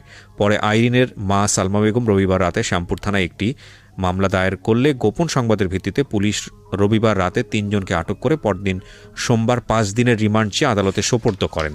এরপরেরটুকু আমার সংবাদে আর নাই, কিন্তু এখানে আমি অবশ্যই ধন্যবাদ দিব আইন প্রয়োগকারী সংস্থা, বিশেষ করে পুলিশকে। এটা সত্যি আমি যখন এই ধরনের কোনো অ্যাক্টিভিটিস দেখি আমার খুব ভালো লাগে, আমার খুব গর্ব করতে ইচ্ছে করে। I am really proud because police এই সব জায়গাগুলোতে খুব সেন্সিটিভ। সেটা হচ্ছে যে আমরা জানি যে ওনাদেরকে সোপর্দ করার পরে ওনাদেরকে আবার আদালতে হাজিরও করা হয়েছে জামিনের জন্য, কিন্তু পুলিশ স্বেচ্ছায় যেটা করেছে যে ওনাদেরকে যাতে জামিন না করা হয় সেটার একটা ব্যবস্থা করেছে, এবং আমি যতদূর জানি ওনারা এখনও জেলে আছে, আমি যদি ভুল না করে থাকি। ঠিক, সো সেটার লেটারও আমি দেখতে পাচ্ছি এখানে আপনারা পুলিশ স্বেচ্ছায় এই এটা করেছে। কারণ আপনাদের তো উকিল ধরতে হতো, আপনারা কি উকিল ধরেছিলেন? দর্শি উকিল আছে আমার আছে, তো ঠিক আছে, 3 জনকে ধরে নিয়ে গেল। আমি সময় পেলে আরও কিছু ডকুমেন্টস আমি আমার শ্রোতা যারা আছেন তাদেরকে পড়ে শোনাবো। হ্যাঁ। মামলা করার পরে মানে থানার লোকেরা জিজ্ঞাসাবাদ করলো আমার বোনকে, আমার মাকে। ওসি বলল যে সবে তো মাত্র থাকা শুরু, এখানে আরো কত থাকতে হবে। কে বললো এটা? ওসি, থানার ওসি আমার মাকে বললো। হ্যাঁ, ওসিতে 4 দিন থাকার পরে বাচ্চাকে থানায় নেওয়া হলো। থানায় একটা রাত রাখার পরে পরের দিন সকালবেলা কোর্টে ওঠা হলো ম্যাজিস্ট্রেটের কাছে জবানবন্দি দেওয়ার জন্য। তখন কিন্তু আমার বোন ভিডিওর কথাটা বললো ম্যাজিস্ট্রেটের কাছে জবানবন্দি দেওয়ার আগে। আচ্ছা, আর এর যে 4 দিন যে আমার বোন ঢাকা মেডিকেলে ছিল ওইখানে কিন্তু আমাদের বেশি থাকতে দেওয়া হয় নাই, ওর সাথে কথাও বলতে দেওয়া হয় নাই, আর ও আমাদেরকে বলেও না। আর ঠিক আছে, ওখানে ফর্মালিটিস আছে, তোমার বোন তো বলেছে। তখন কিন্তু বলেছে ভিডিওর কথা, তখন আমরা বলছি যে তোমার বেশি কথা ওর সাথে বলি না, বলছি তোমার সাথে যা যা অন্যায় হয়েছে, তোমার সাথে যা হয়েছে খারাপ হয়েছে, তোমার সাথে যা যা হয়েছে তুমি সব বলবা। এমনকি প্রধান শিক্ষক স্কুলে মানে কৌশলে ওকে ডেকে নিয়ে শরীরের বিভিন্ন জায়গায় স্পর্শ করতে। তোমাদের কাছে বলেছে? জি বলেছে। আচ্ছা, ওর কাছ থেকে শুনে একটু। এইরকম একটা ঘটনা তুমি কি বলেছো এটা তোমার ফ্যামিলিকে বলেছো যে প্রধান শিক্ষকের বিষয়টা, নাকি ওরা তোমাকে আজকে সাজিয়ে গুছিয়ে এখানে নিয়ে আসছে এই ধরনের কথা বলার জন্য? না, করতো এরকম প্রধান শিক্ষক করতো তোমাকে? জি। তো করতো, তুমি বাসায় এসে কেন বলতে না বলো তো? যেদিন আমি মানে কি বৃহস্পতিবার ছিল যেদিন হারানোর দিন, সেদিন টাচ করেছিল। ওই একদিনই করেছে নাকি বেশ কয়েকদিন করেছে? ওই দিনই শুধু করেছে, ওই হারানোর দিন। মানে ওই ঘটনার পরে তুমি ফার্মেসিতে যাও? ওই ঘটনার পর আমি বাসায় যাই, বাসায় যে খাবার খেয়ে আবার তারপরে তুমি স্কুলে আসো, এসে কোচিং এর পরে তুমি ফার্মেসিতে যাও, রাইট? কোচিং শেষের পর। জি, আমি আরেকটা কথা বলছি, ওকে জিজ্ঞাসা করেন যে হেড স্যার ওকে কি বলতো তোমাকে হেড স্যার? হেড স্যার আমাকে বিভিন্ন খারাপ কথা বলতো। হেড স্যার কোথায় আছে? আমার বাসায় হেড স্যার এখন কোথায় আছে? স্কুলে। ওনার নামে মামলা হয়নি? ওনার নামে মামলা করতে চাইছি, কাছে বলতে পারে নাই, ছোট মানুষ। আর থানায় কইছি করে নাই। থানায় যেদিন ওই ওর নামে মামলা, এই দিনে ওনার নামে মামলা হইতো। এত বড় একটা ঘটনা ঘটে গেল প্রধান শিক্ষকের ব্যাপারে, আপনারা তো আগে থেকেই বিষয়গুলো আপনারা কিছুটা হলো টাচ করতে পারছিলেন, যদি আপনাদের কথা সত্য হয়ে থাকে। তাহলে আপনি মামলাতে শুধুমাত্র 3 জনের নাম কেন দিলেন? প্রধান শিক্ষকের নাম কেন জড়ালেন না? দিতে চাইছি, থানার কেউ লয়নি, সাক্ষী ওই সাংবাদিকেরা লইব না, প্রধান শিক্ষকের নাম লইব না। তারপরে এখন আবার কি করে শুনবেন, এখন আবার মেডিকেলের সার্টিফিকেট বাইরেছে পর আবার আমাদেরকে ডাইকা নিছে থানায়, ওই আজম ডাইকা নিয়ে আমার বড় বোনের সরকার। এখন বলে যে ওই মহিলা যে ভিডিও রেকর্ডিং করছে ওগুলা বাদ, আগের দিন ধরবো না, সেদিন রাইতে রেপ করছে কেটা সেটা নাম বলো তুমি। কথা স্যার বুঝছেন, সেটা তো বলতে পারবে না, কারণ ও তো কইতে পারে না। অন বলতাছে আগের ঘটনা বাদ, আগের ঘটনার বাদ। আমি কেন আমার মেয়ে যদি ধারাবাহিকভাবে আসি, ও দাবি করছে যে হেড স্যার ওর সঙ্গে খারাপ ব্যবহার করেছে, কিন্তু আপনারা সেখানে নতুন করে নাম ঢুকাতে পারেন নাই। কিন্তু আপনারা কি জানেন, আপনারা যে লয়ারকে ধরছেন সেটা হচ্ছে যে এই মামলার চার্জশিট কি দেওয়া হয়েছে? মামলার চার্জশিট দেওয়া হয়নি। কোন লয়ারের নাম্বার আছে আপনার কাছে? ওকে, লয়ারের সঙ্গে আমরা কথা বলছি। আচ্ছা, এই লয়ার আপনার এই বিষয়টা ডিল করছে। ওকে, আমরা লয়ারের সঙ্গে কথা বলছি। প্রিয় শ্রোতা, আপনারা স্ট্যান্ড বাই থাকুন। আমাদের এই লয়ার বিষয়টি নিয়ে কতটুকু ইনভলভ বা আদৌ তিনি আমাদের সঙ্গে কথা বলতে চান কিনা সেটা আমরা একটু আপনাদের সঙ্গে ইনভলভ করাচ্ছি।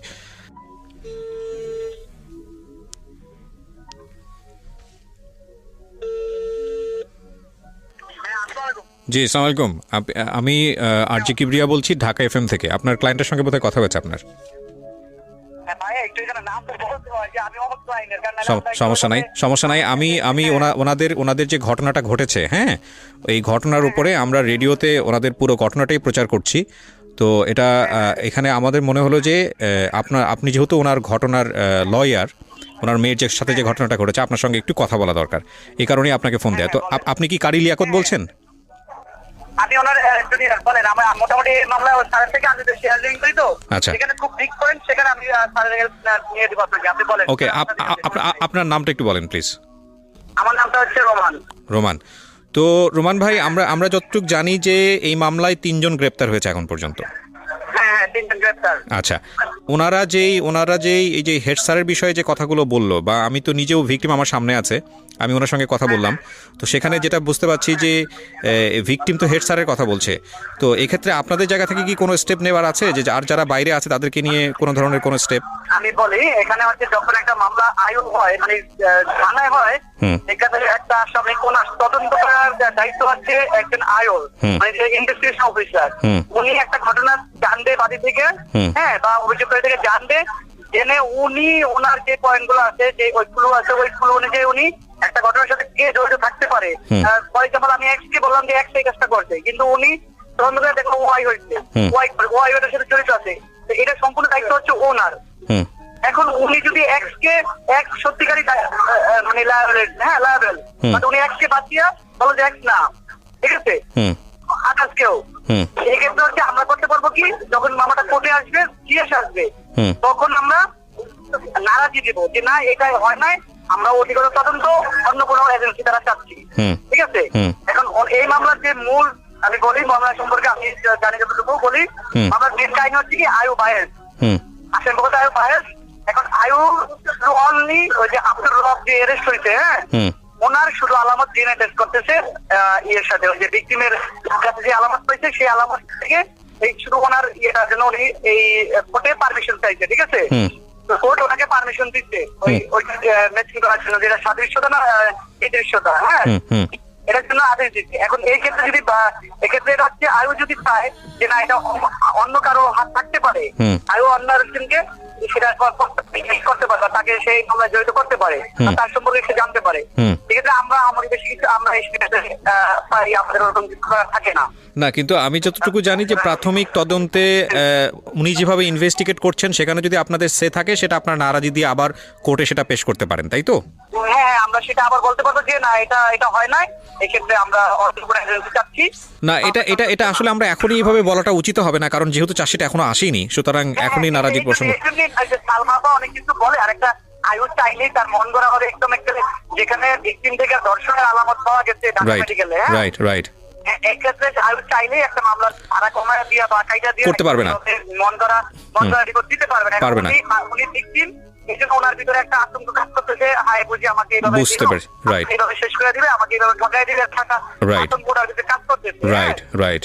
আমাদের আমরা যারা মিডিয়া দিব, আমরা যারা এইখানে এগুলা হেল্প করতেছি, তাদের আমাদের বেশি খুব আতঙ্ক হলে চলবে না, আমাদের তাকে সান্ত্বনা দিয়ে রাখতে হবে। রাইট। আরেকটা বিষয় আমি আপনাদের কাছ থেকে একটু জানতে পারি কিনা, সেটা হচ্ছে এই ধরনের মামলাতে ওনার তো নিজের কোনো অ্যাবিলিটি নাই, মানে সেই অর্থে ইকোনমিক কোনো অ্যাবিলিটি নাই, সেক্ষেত্রে আপনারা কিভাবে সহযোগিতা করছেন? মানে ওনার তো সেই অর্থে তেমন একটা ইকোনমিক অ্যাবিলিটি নাই, মানে আমি তো আপনারা কিভাবে সহযোগিতা করছেন আসলে এই জায়গাটা থেকে, কারণ আপনাদের নিজেরা তো এখানে প্রফেশনাল, রাইট? আমাদের সিনিয়ররা এক জায়গায় একটা হিয়ারিং এ গেলে মনে করেন 30,000 টাকা ফি থাকে, হ্যাঁ, সেই ক্ষেত্রে আমরা ওনাকে ওরকম দেই না, উনি যা দেয় আমরা সেটা দিয়ে এটা তো যা দেয় অ্যাটলিস্ট উনি যেটা দিচ্ছেন বা দিতে পারতেছে আমরা সেটাই ওনার থেকে নিচ্ছি, আমরা আমরি কোনো কিছু নিচ্ছি না ওনার কাছ থেকে। আমি একটা বিষয় একটু আপনার কাছ থেকে জানতে চাই, সেটা হচ্ছে যেহেতু আপনি লয়ার, এই মামলায় যে ধারাটা আছে, হ্যাঁ, এই মামলায় যে ধারাটা দেয়া হয়েছে, সেই ধারার সর্বোচ্চ শাস্তি কি হতে পারে? আমি একটু আমাদের লিসনার যারা আছেন, মৃত্যুদণ্ড, মানে এটা যদি প্রমাণ হয় তাহলে মৃত্যুদণ্ড হয়ে যাবে, তাই তো আসামির? হ্যাঁ, এটা মৃত্যুদণ্ড। আপনি যা প্রমাণ হয়ে আসলে বিচারকের কাছে যদি আপনি সাক্ষী প্রমাণ দিয়ে সম্পূর্ণ প্রমাণ করতে পারেন, সর্বোচ্চ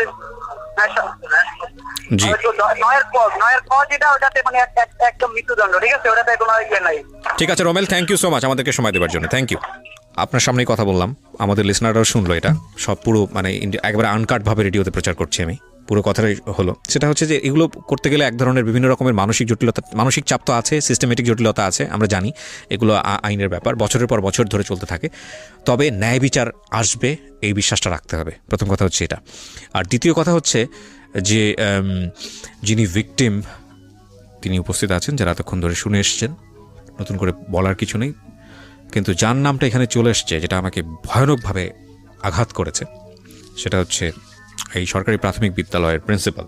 ওনার নাম যেহেতু এসছে, উনি সম্মানিত ব্যক্তি, যেহেতু মামলাতেও নেই এবং এটা প্রমাণও হয় না, যেহেতু ওনার নাম মামলাতে যেহেতু নেই, এখন পর্যন্ত প্রমাণ যেহেতু হয় না, সুতরাং সেই জায়গাটি থেকে আমরা আসলে দাবি করতে পারি না উনি এই ধরনের কাজ করেছে নাকি করেনি, কারণ এটার এখতিয়ার কেবলমাত্র কোর্টেরই আছে। কিন্তু যেহেতু এই ধরনের একটা অনুষ্ঠানে তার নাম এসছে, সুতরাং আমরা এটা নৈতিক দাবি মনে করছি তার সঙ্গে কথা বলার, এবং তিনি যেটাই বলুন না কেন সেটা তার বলার অধিকার আছে। তো সেই জায়গাটা থেকে তিনি আমাকে একেবারেই চেনেন না, আমি ফোন একেবারে আনকাট অবস্থায় তাকে দিচ্ছি, এরপরে দেখা যাক কি ঘটনা ঘটে। কি নাম বললেন? সালাউদ্দিন। যেহেতু আপনার নামটা এখানে আসেনি, সুতরাং এখানে আপনার বক্তব্যটাও প্রাসঙ্গিক হয়ে যায়, সেই জন্যই আপনাকে ফোন দেয়া। আর আপনি যেহেতু স্কুলের প্রধান শিক্ষক, সেই রেসপেক্টটা আমাদের কোনো অংশেই কমতি নাই। সো আপনার আসলে কি বলার আছে বিষয়টা নিয়ে, বা আপনি কতটুকু জানেন? দায়িত্বের জায়গা থেকে তো আপনারও কিছু না কিছু করার ছিল, কি হয়েছে আসলে আমাদেরকে যদি বলতেন। আপনাকে ধন্যবাদ জানাই বলতেছি যে এটা স্কুলের একটা বাইরের ঘটনা ছিল, ঠিক আছে? স্কুলের বাইরের ঘটনা? স্কুলের বাইরের ঘটনা। এবং শ্যামপুর থানায় যখন এটার মামলা হয়েছে, শ্যামপুর থানার থেকে এটা তদন্ত হয়েছে, এরপরে তদন্ত হয়ে এটা আবার আপনার ইয়েতে গেছে শেলগা থানা। আচ্ছা, ভিকটিম সাপোর্টার যেটা আর কি। আচ্ছা, ভিকটিম সাপোর্ট সেন্টার থেকে তো আপনাকেও ডাকা হয়েছিল আমরা যতটুকু জানি। হ্যাঁ, আমি গিয়েছিলাম এবং ওইখান থেকে ওরা আসছিল, তদন্ত আসছিল। আচ্ছা, ওইখান থেকে ওই তাপসিংহতা নামে এক পুলিশ অফিসার আসছিল, আমি ছিলাম না ওই দিন, আমি ছুটিতে ছিলাম। উনি আমার সহকারী প্লাস হলো আমার যে স্টুডেন্টরা ছিল ওদের থেকে একটা স্টেটমেন্ট উনি নিয়েছে। আচ্ছা, যেদিন এই ঘটনাটা হয়েছে সেদিন ছিল বৃহস্পতিবার, জিএসসি পরীক্ষা চলে তখন। জি, আমি আমার এক সহকারীকে নিয়ে পরীক্ষার কেন্দ্রে গিয়েছিলাম, ওই সহকারীও স্টেটমেন্ট দিয়েছিল, স্যার আমি একসাথে আমরা 9:30টার দিকে পরীক্ষার হলে থাকি এবং ওইখান থেকে আমরা প্রায় 1টা-1:30টার দিকে ওইখান থেকে না, কিন্তু একটা বিষয় তো এখানে স্পষ্টভাবে এসছে যে আপনার স্কুলে আসা অবস্থায় হচ্ছে সে মানে হারিয়ে যায়, এবং এ ব্যাপারে যেটা হচ্ছে যে সালমা যিনি অভিযোগ করলেন যে আপনার সঙ্গে বহুবার যোগাযোগ করেছে, আপনার কাছ থেকে সাহায্য চেয়েছে তার বাচ্চাকে খুঁজে পাওয়ার জন্য, সেক্ষেত্রে আপনারা কোনো সহযোগিতা করেননি, এটা আসলে কতটুকু সত্য? সম্পূর্ণ মিথ্যা কথা। আচ্ছা, উনি আমার বাসায় যখন গেছে 3টার পরে, আমি তখন ভাত খেয়ে তখন স্টুডেন্ট পড়াচ্ছি আমার বাসায়, কারণ জিএসসি পরীক্ষার কিন্তু এরপর দিন হলো ইংরেজি পরীক্ষা। বাসায় পড়াচ্ছেন মানে আপনি প্রাইভেট পড়াচ্ছেন, তাই তো? আমার ওই তো স্টুডেন্ট ছিল আর কি। আচ্ছা, ওরা বাসায় আসে। আচ্ছা, একজন। আচ্ছা, এখানে আরেকটা বিষয় এসছে সালাউদ্দিন সাহেব, সেটা হচ্ছে যে আমরা এরকম শুনলাম সালমার কাছ থেকে যে মানে বাচ্চাদেরকে এইরকম বাসায় পড়ানো বা কোচিং পড়াতে এটা বাধ্য করা হয়, এটা আসলে কতটুকু সত্য আপনার স্কুলের ক্ষেত্রে? না, এটার কোনো সত্যতা নাই, এটা মিথ্যা কথা। আর আমাদের ওই যে আছে আপনার যে পঞ্চম আর অষ্টম, আমাদের এখানে অষ্টম পর্যন্ত আছে। জি, অষ্টম পর্যন্ত। পঞ্চমের আমাদের থেকে যে পঞ্চম পিছিয়ে পড়ে ছেলে মেয়েদেরকে আমরা বিশেষ একটা ক্লাসের ব্যবস্থা করে থাকি ছুটির পরে। আচ্ছা, এটা আমাদের অফিস থেকে একটা নির্দেশ থাকে যে ওদেরকে আপনারা যে করেই হোক পিছিয়ে পড়া ছেলে মেয়েদেরকে একটু অগ্রসর করবেন। আচ্ছা, আচ্ছা, আমাদের জায়গা থেকে একটা বিষয় আমরা বুঝতে পারছি যে আপনি যেটা বলছেন যে ওনারা যেটা অভিযোগ করছে সেটা সম্পূর্ণরূপে মিথ্যা, আপনার বিরুদ্ধে যে অভিযোগটা এসছে। আচ্ছা, আমরা সেটা প্রচার করছি, পাশাপাশি আমাদের যিনি ভিকটিম, আমরা তো তার নামটা মেনশন করছি না, আপনার ছাত্রী, তার কাছ থেকেও এরকম কথা এসছে যে আপত্তিকর জায়গাগুলোতে আপনার জায়গা থেকে এক ধরনের ইয়ে ছিল, আমি আসলে স্পষ্টভাবে উচ্চারণ করতে চাচ্ছি না এই বিষয়টা রেডিওতে। তো আপনার ছাত্রী ক্লাস 5-এ পড়ে। হ্যাঁ, আমি প্রশ্নটা একটু কমপ্লিট করি যে ওর কি আপনার প্রতি কোনো ব্যক্তিগত ক্ষোভ ছিল যে কারণে আপনার মনে হতে পারে যে আপনার সম্পর্কে মিথ্যা কথা বলছে, যেটা তো হওয়ার কথা না একটা শিক্ষকের বিরুদ্ধে। আসলে ওদের যে বক্তব্য, সেই বক্তব্য অনুযায়ী যেটা বুঝতে পারছি, যেটা লম্বা সময় ধরে হয়েছে, চেতনানাশক ঔষধ প্রয়োগ করে এটা লম্বা সময় ধরে হয়েছে, এটা আসলে স্কুলে থাকা মানে এটার সাথে আপনি জড়িতও ছিলেন না? ওইটা কি হয়েছে না হয়েছে ওগুলা আমি কিছু বলতে পারবো না। ওগুলা এটা কি করতে পারছে সেটা তাদের ব্যাপার। এটা স্কুলের বাইরে কি হয়েছে না হয়েছে এটা পুলিশ ইনভেস্টিগেশন করছে, পুলিশ কি পাইছে না পাইছে সেটা আমিও জানি না। আপনার কাছে যেরকম বলছে আমি এরকম শুনছি, এর বেশি আর আমি কিছু বলবো না। খন্দকার জান্নাতুল ফেরদৌসকে কি আপনি চিনতেন? জান্নাতুল ফেরদৌসকে আমি তো স্টুডেন্ট নাকি চিনি, খন্দকার জান্নাতুল ফেরদৌস নামে কেউ চিনি না। খন্দকার জান্নাতুল ফেরদৌস হচ্ছে এই মামলার 1 নম্বর আসামি, এনার তো আপনাকে চেনার কথা, এতদিনে তো জানার কথা। আপনার স্কুলের ছাত্রী সে ভিকটিম হয়েছে, আপনি তো তাকে চেনার কথা। কেউ যদি তাকে কিছু করে থাকে আমরা বলছি বারবার যে তার আমরা বিচার চাই। আমরা এলাকাবাসী এটা নিয়ে অনেক মিটিং করছি, আমার স্কুলে কমিশনারের সাথে আমি আলাপ করছি, আমাদের যে স্থানীয় কমিশনার আবু ভাই তার সাথে আমি আলাপ করছি, আমাদের স্থানীয় এমপি সঞ্জিতা তার সাথে ব্যাপারটা নিয়ে আলাপ করেছি এবং লোকাল যত লোক আছে সবার সাথে আলাপ করছি এই ব্যাপারটা নিয়ে যে আমরা কি করতে পারি। না অফকোর্স এটা আমরাও সেটাও চাই, আমরাও সেটাও চাই। হ্যাঁ, তো আমরাও চাই। কিন্তু আপনার স্কুল থেকে তো ভিকটিম মানে আপনার ছাত্রী সে চলে গেল, স্কুল থেকে বের হয়ে অন্য একটা স্কুলে ভর্তি হয়েছে, আপনারা কি চাইলে তাকে নিরাপত্তা দিয়ে স্কুলে রাখতে পারতেন না, বা এই ব্যাপারে আপনাদের স্টেটমেন্ট আসলে কি ছিল? আপনার ছাত্রী যে ভিকটিম সে তো আপনার স্কুলে এখন আর পড়ছে না, সেখান থেকে অন্য একটা স্কুলে চলে গেছে আমরা যতদূর জানি। সে তো পরীক্ষাই দেয় না, সে তো কি আমার থেকে অ্যাডমিট নিয়ে গেল, সে পরীক্ষা দিবে, একবার সে পরীক্ষাই দেয় না। পরীক্ষা তো সে দিতে পারে নাই, দেয় নাই না পরীক্ষা, সে দিতে পারে নাই, আপনি বোধহয় খোঁজ খবর রাখেন না। না না, আমি তারে পরে ফোন দিচ্ছি যেদিন তার মা এসে আমার থেকে অ্যাডমিটটা নিয়ে গেল। আমি বললাম যে ওটা পরীক্ষার হলে পারেন, কারণ আমরা কিন্তু পরীক্ষার হলে থাকি না, আমরা থাকি অন্য জায়গায়। পরীক্ষার দিনও আমি ফোন দিচ্ছি তারে, যখন হলের থেকে ফোন দিচ্ছি যে আপনার এই স্টুডেন্ট আসছেন, তখনও তার আমি ফোন দিচ্ছি, সে আমাকে অকথ্য ভাষায় গালিগালাজ করে দিয়ে যাচ্ছে। এটা আপনাকে গালিগালাজ কেন করেছে? আমি জানি না সে কেন করছে। যে একটা মানুষকে কারণ ছাড়া অকথ্য ভাষায় গালিগালাজ করলো, আপনি কোনো স্টেপ নিলেন না? আমি কি নেবো তার কিছু কেস, তো আমার দরকার নাই তো। না কিন্তু আপনি তো স্কুলের প্রধান শিক্ষক, আপনার সঙ্গে এই স্কুলের ইমেজ জড়িত। আপনি যদি আমাদের বিনা কারণে কিছু বলেন, আমি আপনাকে কেন বলতে চান? কোনো দরকার নেই তো আমার। আমি এলাকাবাসীকে বলছি যে সে এই বলে, এলাকাবাসী বলতে আপনার কিছু বলার দরকার নেই স্যার, আপনি চুপ থাকেন। আমি যতটুকু সাহায্য করছি স্যার সে সেটা জানেন। আমি তাহলে এখানে স্থানীয় পোলাপাইন দ্বারা খোঁজার অনেক ব্যবস্থা করছি। আপনি স্থানীয় পোলাপান দ্বারা খোঁজার ব্যবস্থা করেছেন, বিষয়টা আমি বুঝলাম না, মানে এটা একটু একটু যদি পরিষ্কার করতেন। না, সে যখন বলছে যে আমার সে পায় না, তখন বলছি যে ওদেরকে দেখো সম্ভাব্য কোনো জায়গায় সে থাকতে পারে কিনা। এই ধরনের এলাকার কিছু ছেলে মেয়েদেরকে আমি তার সাথে নিয়েই বলছি যে দেখো বাবা তোমরা। না, আপনি এলাকার ছেলে মেয়েদের কাছে কেন যাবেন? আপনি স্কুলের একজন দায়িত্বপ্রাপ্ত ব্যক্তি, আপনি যাবেন পুলিশের কাছে। পুলিশের কাছে তো রাত্রে গেছি আমরা। না, আপনি এলাকার ছেলে মেয়েদেরকে, এলাকার ছেলে মেয়ে কাদেরকে খোঁজের জন্য পাঠিয়েছেন? ওই মেয়েকে যে একবার আরেকটা ছেলের সাথে ধরে আনছিল ওই ছেলে, এবং আরো কয়েকটা মিলাই অ্যারেস্ট না, ওদেরকে আমরা পাঠাই। আচ্ছা, ওই মেয়েকে আরেকবার ধরে নিয়ে আসা হয়েছিল কোন একটা ছেলের সঙ্গে, আপনি সেটাই বলতে চাচ্ছেন? তো এটা আপনি নিশ্চিত? এটা নিশ্চিত, এটা পুলিশ সহ ছিল তো, পুলিশ সহ ধরছে, পুলিশের খবর দিয়ে আনছি আমরা। আচ্ছা, পুলিশ আইসা পরে এটা মীমাংসা করছে। এটা কবে স্টেটমেন্ট দিয়ে গেছে? ওকে, এটা কবে নাগাদ হয়েছিল? এটা এর ঘটনার কত সম্ভবত মাস খানেক বা মাস দুই আগে হইতে পারে। সেই সময় আপনার স্কুল থেকে কি স্টেটমেন্ট নিয়েছিলেন? আমরা তো পুলিশ এটার সাথে সাথে পুলিশের কাছে দিয়ে দিই। 1 মাস আগে? 1-2 মাস আগে হবে, আমার সঠিক ডেটটা মনে নেই। আচ্ছা, পুলিশের কাছে আপনারা দিয়েছিলেন। ওকে, ঠিক আছে। আমি আসলে প্রাসঙ্গিকভাবে যেহেতু আপনার কথা এসছে সে কারণে আপনাকে জিজ্ঞেস করলাম, এবং আমরা আসলে কাউকেই অ্যাকিউজ করছি না আমাদের এই অনুষ্ঠানে। আমরা চাচ্ছি যে একটা তদন্ত হোক, এবং তদন্তে যারা আসলে দোষী তাদের বিচার হোক, সেটা যেই হতে পারে। আর এই সমস্যাটা আমাদের সমাজে এখন বিভিন্ন অ্যাঙ্গেল থেকে, বিভিন্ন জায়গা থেকে আসছে, এবং এটা খুব মানে ভাইরাল আকারে ছড়িয়ে পড়ছে এই ধর্ষণের বিষয়গুলো। আমরা চাই যে প্রত্যেকে এখানে সঠিক ভূমিকা রাখুক, এবং আপনি যেহেতু স্কুলের প্রধান শিক্ষক, আপনার দায়িত্বটাও অনেক বড়, এবং আমরা বিশ্বাস করি যে আপনার এখানে সম্পৃক্ততা ছিল না, কিন্তু সেটা আসলে বিশ্বাসের উপর নির্ভর করে না, সেটা প্রমাণ করবে আসলে আদালত। সো আপনাকে অনেক ধন্যবাদ, আপনি সময় দিলেন আমাদেরকে, থ্যাংক ইউ। তো আমি যেটা বলছিলাম যে আপনার মেয়েকে আমি যেভাবে দেখতে পাচ্ছি তো মৃত, আমার কাছে মনে হচ্ছে যে মানে এর মধ্যে আবার ঘটনা হয়েছিল। কি ঘটনা? ওই থানায় নিছে, আবার ওই মেডিকেলের রিপোর্ট আইসা থানায় নিছে, রে ওই ডিসি এই ডিউটি অফিসার নিয়ে ধমকাইছে। আগের কথা বাদ, আবার আজমে ধমকাইছে, আবার আমি ধমকাইছি, কইছি তুমি গেছো কাগো বাসায় তোমার। এবার আমি ওর সাথে কথা বলবো, আপনারা কেউ কোনো ইন্টারাপ্ট করবেন না। গলায় দড়ি দিতে গেছে। আচ্ছা দেন, ওকে দেন, এটা দেন, মাইক্রোফোন দেন। তুমি আমার সঙ্গে কথা বলো 2 মিনিট। হ্যাঁ, সব কিছু ভুলে যাও। আমি জানি যে ঘটনা তোমার সঙ্গে ঘটেছে, সেটার জন্য আল্লাহ কাউকে ক্ষমা করবে না। প্রথম কথা হচ্ছে এইটা, কারণ তুমি এখানে নিরপরাধ, তুমি জানো না যে তোমার সাথে কত ভয়ানক ঘটনা ঘটেছে।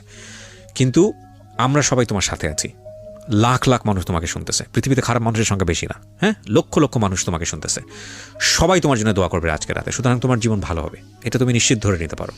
আমি মন থেকে তোমার জন্য দোয়া করি। টেনশন করার কোনো কারণ নেই। জীবন এমন না যে এর একটা ঘটনার কারণেই থেমে যাবে। যারা অপরাধ করেছে, তুমি তো শুনলাই তোমার লয়ার কি বললো। এবং একটা সবচেয়ে বড় জিনিস যেটা, আপনাদের ঢাকা মেডিকেল থেকে যে রিপোর্টটা এসছে, যেটা বলা হলো, সেখানে কিন্তু প্রমাণ আছে যে ও রেপড। তার মানে এটা পুলিশের দায়িত্ব এটা খুঁজে বের করা যে কীভাবে এটা হলো। এটা পুলিশ যদি কোনো কারণে চার্জশিটের এদিক ওদিকেও কোনো কিছু হয়ে যায় যেটা আপনাদের মনোভূত হচ্ছে না, তার মানে এটাকে কোর্ট থেকে এটা ওকে করার কোনো সুযোগ নাই। সুতরাং আপনাদের আস্থা রাখতে হবে। কিন্তু আমি তোমাকে এই সব জিনিসের নিতেই চাই না, কারণ তুমি ক্লাস 5-এ পড়া একটা মেয়ে, তুমি এগুলা কিছু বুঝবা না। দুনিয়ার এত ভয়ানক জিনিস তোমার জীবনটাকে নষ্ট করে দিক, শেষ করে দিক, তোমাকে একেবারে এফোর করে দিক। আমি জানো না, আমি 2-2.5 ঘন্টা শুনতেছি, আমি ভারী হয়ে গেছি অনেকখানি। আমি শুধু চিন্তা করতেছি, দেখো এগুলো একটা সময় সবাই ভুলে যাবে, কিন্তু তোমার জীবনের দাগ সারা জীবন হয়তো তোমাকে সমাজ বাধ্য করবে বইয়ে বেড়ানোর জন্য। হয়তো তুমি আমার কথাগুলো বুঝতেও পারতেছো না, ভুলে যাও। তুমি আমাকে একটু বলো তো, এই তোমার সাথে এই ঘটনা ঘটার পরে তোমাকে কয়বার থানায় যেতে হয়েছে এখন পর্যন্ত? অনেকবার। লেখাপড়া বন্ধ হয়ে গেছে? জি, কেন বন্ধ হলো? অনেকবার যেতে হয়েছে। যেদিন নাকি আমাকে ওসিসি থেকে ছাড়া দিয়েছে সেদিনও একদিন থানায় ছিলাম। হুম। তারপরে আবার অনেকবার ডাকাডাকি করছে, ওসি এসে জিজ্ঞাসাবাদ করছে। হুম। তারপর আবার থানায় একজন আছে, সেও জিজ্ঞাসাবাদ করছে, অনেকবার যেতে হয়েছে। বিপ্রিন সেন্টার লেখাপড়াটা বন্ধ করলা কেন? এটা কি তোমার মা বন্ধ করে দিয়েছে নাকি তুমি বন্ধ করে, তুমি কনসেন্ট্রেট করতে পারছো না? কি হয়েছে লেখাপড়া? তুমি তো 5 এ পরীক্ষা দেওয়ার কথা। পরীক্ষা দিতে পারিনি, যেদিন আমার পরীক্ষা ছিল সেদিন আমি করেছিলাম। কোর্টে ছিলা তুমি? জি। কোর্টকে জানাও নাই যে তোমার পরীক্ষা আজকে? না, ওই দিন কি হয়েছে? ওই যেদিন প্রথম পরীক্ষা সেদিন তো করে জবানবন্দি নিতে বললা করে, হ্যাঁ। আর যেদিন পরীক্ষা সকালে এদিন রাইতে তো আর রাইতে আমরা থানায় ওরে নিয়ে মেডিকেলতে ছাড় দিলে থানায় এক রাত রাখে, এক রাত থানা জমা নেয়, বুঝছেন? এটা কি মানে ক্লাস 5 এর ফাইনাল পরীক্ষার কথা বলতেছেন? হ্যাঁ, এই যে ফাইনাল গেল যে দিতে পারলো না, তো এখন 5 এ ভর্তি করছি, তো আবার স্কুল ড্রেস বানাই দিছি। স্কুল চেঞ্জ করছেন? হ্যাঁ, ওই এলাকায় ছেড়ে দিছি আমি। এখন দোলাইপাড়া এলাকার থেকে গেছি কেন গত মাসের 1 তারিখে গিয়ে ওই জায়গায় স্কুলে ভর্তি হ্যাঁ, করছি। আমি একটু বলতে চাই, হ্যাঁ। ওই মামলাটা করার পর আমাদের উপর 2বার হামলা হয়েছে। কিসের হামলা? আমাদের এই যে আমরা মোস্তানেরা, যে দুলাইপাড় বেডিগো ছিলাম যে প্রেমগলিতে, ওই বাড়িতে 12 জন পুরুষ এসেছে। দরজা তখন জানলা দরজা ভাঙা, মানে অনেক জোরে জোরে ই করতেছে। তারপর তোমরা এলাকা ছেড়ে দিয়েছো? তখন আমরা না, আমরা না, থানায় আমার যেতে আম্মু পুরা বাড়ির ভাড়াটিয়াদের ডাকছে। তখন ওই লোক কিন্তু আমার মার সাথে অনেক খারাপ খারাপ আচরণ করছে। কোন লোক এটা? ওনার নাম হলো হাত কাটা আক্তার, ওনার হাতগুলো কাটা। উনি হলো মস্তান। মাস্তান, একজন মাস্তান, সবাই চেনে দোলাই পারে যে মিরাজিবাগের হাত কাটা আক্তার। 12 জন পুরুষ আসছে, ভাড়াটিয়ারা সাক্ষী। ও মেডিকেল তখন ও মেডিকেল, ঢাকা মেডিকেলে তখন আসছে। আমার আম্মুর সাথে অনেক খারাপ আচরণ করছে যে আপনার সাথে আমরা আলাদাভাবে কথা বলবো, এর একটা মীমাংসা হওয়া দরকার, আমরা মীমাংসার জন্য আসছি। তারপরে আমার আম্মুর সাথে সাথে আমাকে নিয়ে শ্যামপুর থানায় গেছে, একটা জিডি করছি আমরা এই ঘটনার প্রেক্ষাপটে? জি। আর ওই দিন সকালবেলাও একজন এসেছে, যে ওই যে খন্দকার জান্নাতুল ফেরদৌস যে ঘরে যে একটা মেয়ে থাকে মিতু, ওই মিতু একজন লোককে নিয়ে আসছে। ওই লোক আমাদেরকে খুঁজে পায় নাই। আমরা সকালবেলা মেডিকেলে ছিলাম, তো আমাদের বাড়িওয়ালার কাছে কি না কি জিজ্ঞেস করার পরে চলে গেছে, আমাদেরকে পায় নাই। ওই জিডির কাগজ আমাদের কাছে আছে। তারপরে কিছুদিন আগে যে আমার আম্মু যে কোর্টে গেল, সিএম কোর্টের বাইরে, সিএমএম কোর্ট, জি সিএমএম কোর্টের বাইরে আসামি পক্ষের লোকেরা আমার আম্মুর ওড়না ছিঁড়ে ফেলতে নিছে। আমার আম্মুর উপর মানে যখনই দেখে খারাপ কথা বলে, তারপর আমার আম্মুকে হামলা করতে চায়। কোর্টে তো ওকেও নিয়ে যেতে হয়? না ও যায় ওকে না, নিতে আমার হয় না? আম্মু বাদী, আমার আম্মু যায়। তো আমার আম্মু কোতোয়ালি বাদী থানায় একটা জিডি করছে, সাধারণ হামলা হওয়ার পরে সাথে সাথে আমার আম্মু একটা জিডি এবং করছে। আপনারা জায়গাটা ছেড়ে দিয়েছেন। জি, আপনি জি। এখন কি করেন পেশায়? ওই কাপড় বিক্রি করি। কাপড়, এই বোরকা পরে কাপড়? এই আরানের আগে কলম না কিস্তি পাইছি, এই টাকা দিয়ে মাল উড়াইছি, বেচতে পারি নাই তো। আমার কিছু বলার আর নাই। ঘরে একটা আলমারি আছিল, ওইটা 10,000 টাকা বিক্রি করছি। একটা আলমারি বানাইছিলাম ওই কাপড় চোপড় রাখার লেগে, মানে এটা বিক্রি করে লাইছি। এটা দিয়ে যে গাড়ি ভাড়া বুড়া দিয়ে কোর্টে যাই, ওই টুকটাক করে উকিলের 200-300 টাকা এই আলমারি বিক্রি করার টাকা দিয়ে? হ্যাঁ, বেচালাইছি ওটা দিয়ে চলতেছে। একটা কথা বলতে পারি শুধু, ইতিহাসের জঘন্যতম একটা এপিসোড প্রচার হলো আজকের এই জীবন গল্পে। আমাদের যে মনুষ্য পরিচয় না, এই মনুষ্য পরিচয়গুলা, আমরা ভয়ানক খারাপ মানুষ। আমার এই সব মানে সিলেবাস এই খুব সুন্দর করে কথাবার্তা বলা, এগুলো সব থেকে বের হয়ে আসে, ভিতর থেকে যেগুলো আসতেছে সেটা আমি বের করতে পারতেছি না। আমি সরি টু সে, আমরা ভয়ানক রকমের বাজে মানুষ। আমি সাধারণত কখনোই মানে এতটা বেশি পেসিমিস্ট, মানে এতটা বেশি হতাশ হই না, এতটা বেশি ঋণাত্মক কথাবার্তা বলি না। বাট আজকে আমার খুব বলতে ইচ্ছে করছে, কেন জানি। লেভেল থাকা উচিত তো, তাই না? মানে একটা হচ্ছে, এটা তো অবশ্যই একটা পারভার্টনেস, ভয়ানক রকমভাবে বিকৃত মানসিকতার যারা, তারা এই ধরনের শিশু যৌন নির্যাতনের সঙ্গে জড়িত। কিন্তু এইটা ঘটনা ঘটে যাওয়ার পরে যে সিস্টেমের মধ্যে এদেরকে আমরা বেঁধে ফেলছি সঠিক বিচার পাওয়ার জন্য, হয়তো সেটার প্রয়োজনও আছে। এটা কি আরেক ধরনের রেপ না? একটা মানুষকে শেষ করে দেয়া না? এটা তো ভয়ঙ্কর রকম ভাবে, আমার কাছে সেটাই তাই মনে হয়। আপনারা দেখুন, যেখানে সমাজের মানুষের পাশে দাঁড়ানোর কথা, যেখানে সমাজের চারপাশের মানুষ, ওর বাড়িওয়ালা থেকে শুরু করে সবাই পাশে দাঁড়িয়ে বলার উচিত ছিল যে তোমাদের আজকে থেকে আমরা আছি তোমাদের পিছনে, টেনশনের কোনো কারণ নাই, ন্যায় বিচার পাওয়ার জন্য আমরা কাজ করব।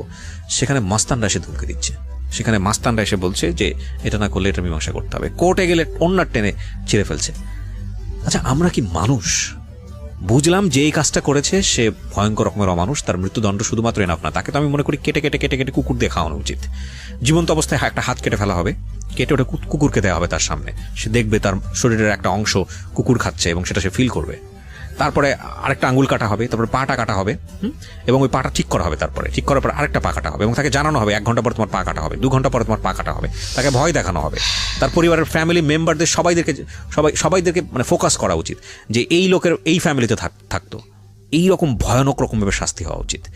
ধুকে ধুকে একটা মানুষকে মারা হবে এবং ধর্ষণের শাস্তি মৃত্যুদণ্ড, ব্যাস দ্যাটস নট অল। মেরে ফেলা তো ফিনিশ, কয়েক মুহূর্তের হয়তো বা যন্ত্রণা, কিন্তু প্রতি মুহূর্তে এরা যা ফেস করবে সারাটা জীবন। দেখেন তো একটু চিন্তা করে, এই ফ্যামিলিতে একটা ছেলে আছে, সে তার নিজের মতো সংসার করছে, এখন ছোট্ট একটা বাচ্চা, এই 2টো মেয়ে, এবং উনি কাপড় বিক্রি করে। ওর কথা বাদই দিলাম, ওর তো বড় বোন। আমাদের সমাজের যে সামাজিকতা, আমরা কি পারবো ওকে একটা সঠিক জায়গায় পাত্রস্থ করতে? বা এই যে মেয়েটা বড় হচ্ছে, ক্লাস 5 যে একটা ধাক্কাটা পেলো, ও সারাটা জীবন কি ট্রমার মধ্যে থাকবে আপনারা কি বুঝতে পারেন? ওই জায়গাটা থেকে ও কোন সাইকিয়াট্রিস্টের কাছে যাবে? ওর তো ভাত কেনারই পয়সা নাই, ও কোন সাইকিয়াট্রিস্টের কাছে যাবে? আমরা যখন গণমাধ্যমে এই একটা রেপের খবর পড়ি, আমরা যখন জানি যে একটা ছোট বাচ্চা রেপ হয়েছে, একটা ছোট বাচ্চা সেক্সুয়াল অ্যাবিউজ হয়েছে, আমরা উহু আহা করে স্ক্রল করে অন্যদিকে চলে যাই, মানে আমি ফেসবুকের কথা বলছি, শেষ। কিন্তু আমরা কি জানি একটা রেপের পর একটা ফ্যামিলিকে সারাটা জীবন রেপ সিস্টেমের মধ্যে চলতে হয়? সমাজ তাকে কীভাবে পরিমাণ রেপ করে, কীভাবে বাঁকা চোখে তাকাবে এর মায়ের দিকে, এর মেয়ের দিকে। একটু এই মেয়েটা যদি জীবনে একটু এদিক ওদিক থেকে করে, সবাই তাকে খোঁটা দেবে। আমরা আমাদের জায়গাটা থেকে কবে মানুষ হব? অন্তত এইসব সেন্সিটিভ জায়গাটা থেকে। ছি ছি ছি ছি ছি, একটা ছোট বাচ্চা যে দিন দুনিয়া বোঝে না। আমি অনেক বেশি হতাশ, আমি আসলে আজকের এপিসোডটাতে অনেক বেশি হতাশ এবং আমার আর কিছু বলার নাই, নাথিং টু সে। তোমার কোনো স্বপ্ন আছে? তুমি স্বপ্ন বুঝো? মানুষ যে ভবিষ্যতে বড় হয়ে এটা হতে চায়, ওটা হতে চায়, এরকম কোনো স্বপ্ন আছে? দাঁড়ান, ওর কাছ থেকে শুনি। তুমি বলো তো, তুমি এখন কি স্বপ্ন দেখো? তোমার যা মন চাই বল, তোমার কথা দিয়ে শেষ করবো আজকের অনুষ্ঠানটা। কি করবা তুমি? তোমার এই যে ঘটনাটা ঘটে গেছে এত কিছুর পরে, তোমার বাসাও চেঞ্জ হয়েছে, তুমি এখন কি করবা? কিছু চিন্তা ভাবনা আছে? কোনো চিন্তা ভাবনা নাই? আমি তোমাকে একজন ভালো সাইকিয়াট্রিস্টের কাছে ব্যবস্থা করে দিব। তুমি ওখানে যাবা, তুমি তোমার মা ওনাকে নিয়ে যাবেন, তোমার কাছ থেকে 1 পয়সাও নিবে না, ঠিক আছে? তুমি ওনার কাছে মন খুলে কথাবার্তা বলবা এবং উনি তোমাকে কাউন্সিলিং দেবে। আমি তোমাকে ব্যক্তিগতভাবেই এতটুকু হেল্প করব, কারণ আমি মনে করি এই আইন বলি, বিচার ব্যবস্থা বলি, এটা বলি, ওটা বলি, এগুলোর দীর্ঘসূত্রিতা আছে, মানুষ একসময় সব কিছু ভুলে যাবে। কিন্তু তোমার ভেতরে যে ঘটনাটা থেকে যাচ্ছে, এটা তুমি সারা জীবন বয়ে বেড়াবা। এই জায়গাটার স্কুলিং আগে হওয়া উচিত। তোমার এই জায়গাটা ভুলতে হবে, তোমাকে নিজের পায়ে দাঁড়াতে হবে। আমি তোমাকে কথা দিচ্ছি যে আমি তোমাকে নিজে একজন সাইকিয়াট্রিস্টের ব্যবস্থা করে দিব, এবং খুব ভালো একজন নামী সাইকিয়াট্রিস্ট। উনি তোমার কাছ থেকে কোনো পয়সা নেবে না, হ্যাঁ? এবং আমরা আপডেটে থাকবো তোমার ব্যাপারে। তুমি আবার লেখাপড়া করতেছো, তুমি ঠিকমতো ফিরে গেছো, তোমার সব কিছুর ব্যবস্থা হয়েছে, আমি আমার লিসনারদেরকে জানাবো। যতদিন আমি রেডিওতে আছি আমি কমিটেড করছি, যদি তোমাদের সাথে আমার যোগাযোগ রাখা সম্ভব হয়, আমি মাঝে মাঝে জানাবো যে তুমি কি করছো, তোমার পরীক্ষা কেমন হয়েছে, তুমি কি অবস্থায় আছো না আছো। তুমি সব কিছু ভুলে যাওয়ার চেষ্টা করবে আজকের পর থেকে। আর if any kind of problem, আমার নাম্বার তোমার কাছে থাকবে, তুমি আমার সাথে কথা বলবা, ঠিক আছে? ওকে? তোমার কিছু বলার আছে আমাদের যারা লক্ষ লক্ষ মানুষ এখানে যারা শুনছে রেডিওতে, তুমি তাদেরকে কিছু বলতে চাও? শেষে কিছু বলতে চাও? কিছু বলতে চাও না? ও মাথা নাড়াচ্ছে এবং ওর চোখে পানি।